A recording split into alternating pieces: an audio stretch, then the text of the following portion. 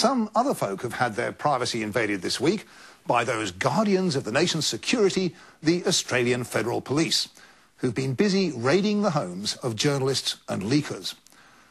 Canberra Times reporter Phil Dorling wrote a story last June which revealed that China, North and South Korea and Australia's close ally, Japan, are priority targets for Australian intelligence, according to classified briefing papers prepared for Defence Minister Joel Fitzgibbon. Last week, the federal Rozzers arrived without warning at Dorling's Canberra home, armed with search warrants. National security secrets had been leaked. No doubt ministers and mandarins were annoyed.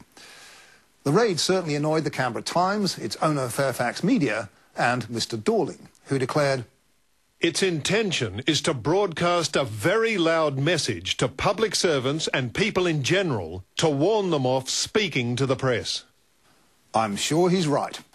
But given that these were classified briefing papers relating to Australian intelligence operations, there's at least some excuse for the Defence Department wanting to find out who leaked them. There's none at all for the second AFP raid last week. This one on the Gold Coast followed a couple of stories by the Australian's Mark Day about the possible effects of cutbacks at ACMA, the Australian Communications and Media Authority. ACMA staff say the closure of the offices and consequent staff reductions will make it impossible to ensure digital TV transmissions are properly planned. The closure of ACMA field offices was foreshadowed in a memo to staff, a copy of which has been obtained by The Australian. Life-threatening stuff.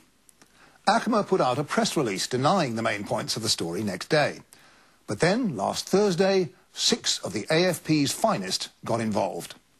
Police in leak raid over TV story. The Australian understands that the detectives spent 4 hours combing the Gold Coast home of someone they suspect of leaking information to this newspaper.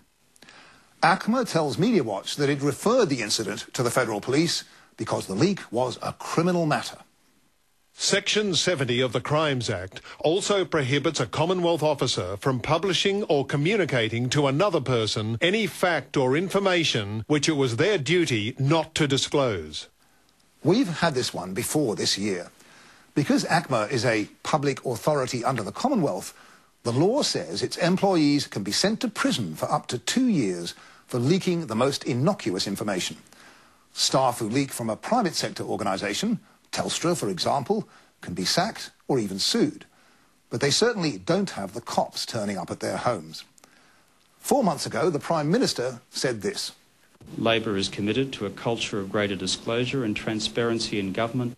There's been much talk about whistleblower protection and shield laws for journalists.